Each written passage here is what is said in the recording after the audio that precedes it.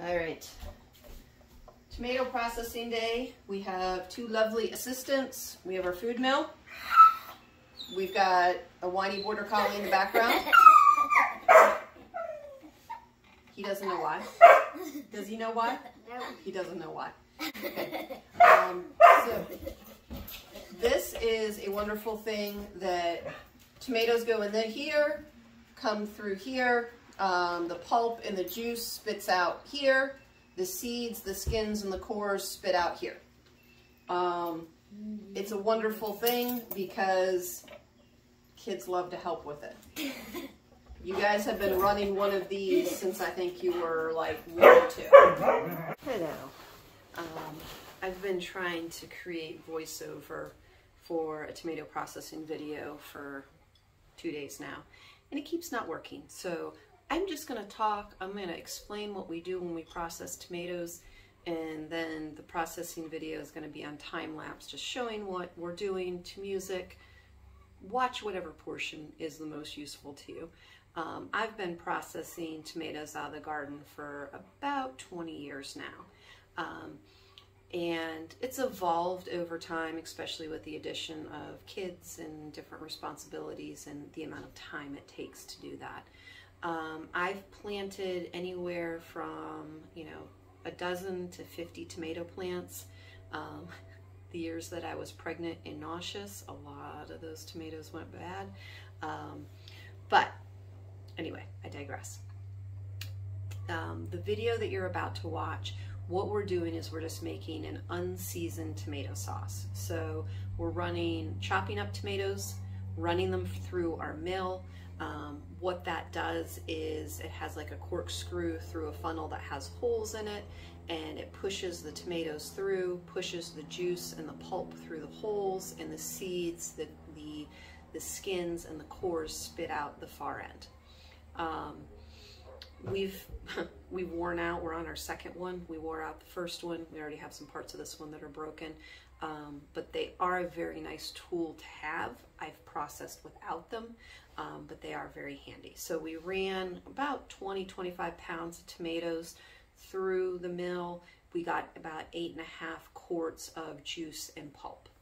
I split that between the stove and the crock pot, mainly because the crock pot doesn't hold 8.5 quarts. It's like 5.5, maybe 6 quarts is what it can hold.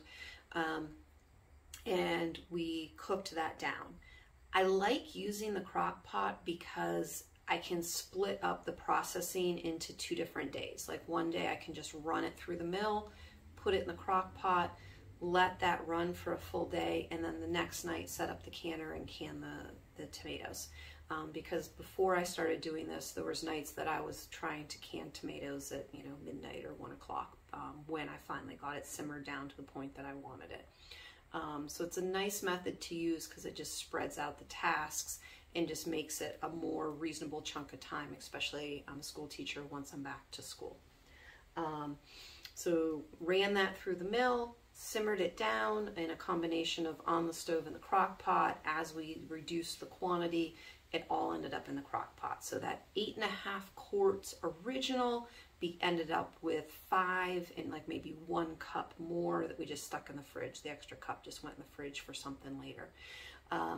So about 3 quarts of water that we ended up steaming / simmering off that, and it made a nice thick sauce. We can it in quart jars typically, and we use either citric acid or lemon juice. We follow the Blue Ball canning guide, preserving guide, as our recipes and our guideline for processing and the amount of acid or salt that need to be added to whatever it is that we're canning.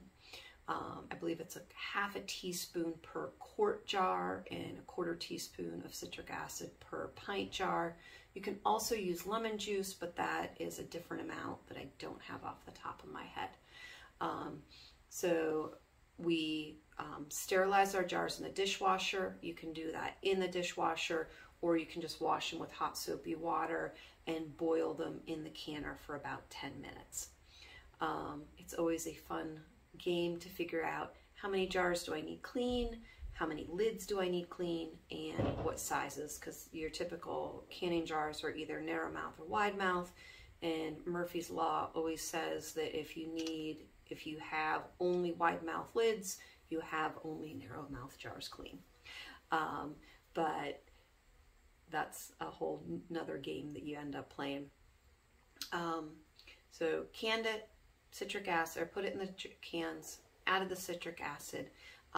The lids and the rings are supposed to be cleaned in hot soapy water and then kept in hot water on the stove, not boiling, but hot water on the stove right up until you put them on the lids. There's probably somebody that has a better understanding of the science behind it as to why that is, but that's what they tell you to do, so that's what I do.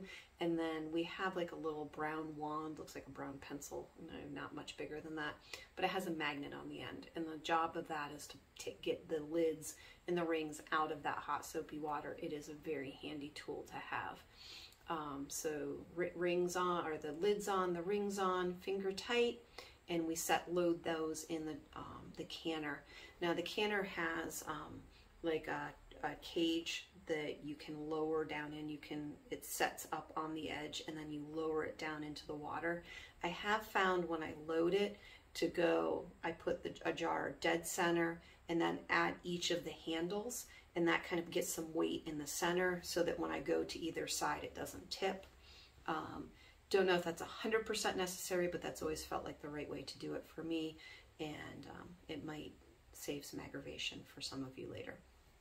So load the canner, dropped it down in. Another fun game is having the right amount of water in the canner so that when you lower it down in, the jars are covered by an inch. It always seems to either have a little too much that you're going to overflow or not quite enough.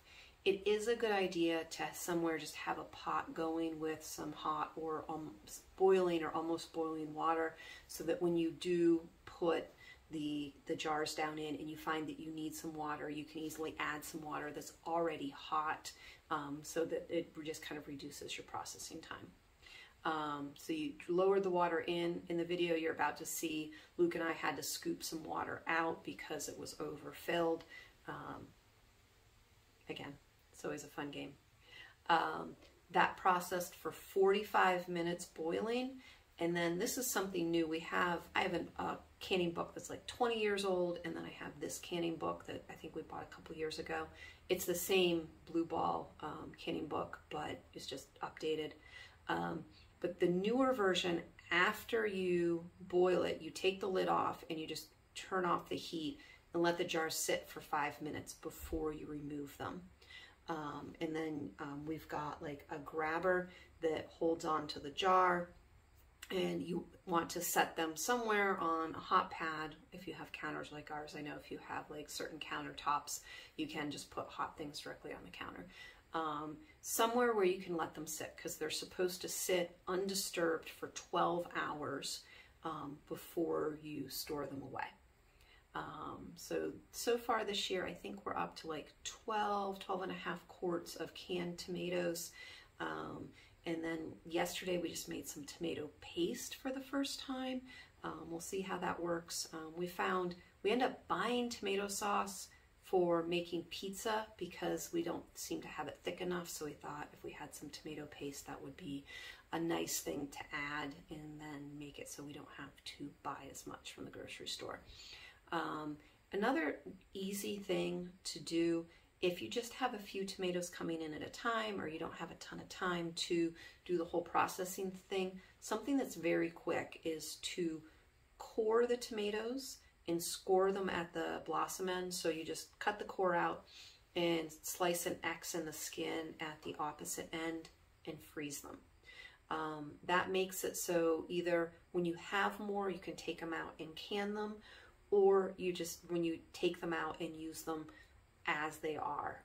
As they thaw a little bit, the skin comes off pretty easily, and then you can just use them as you would canned tomatoes, but you kind of have like the chunks and that kind of thing, which is really nice. So thank you for watching what is to come, or thank you for joining us for the beginning part here. Let us know what you'd like to know. If you're newer to canning or want to get into canning and you'd like to know a little more information from somebody that's been doing it for a while, throw it in the comments and I'll let you know if I know the answer to your question. Thank you so much for joining us.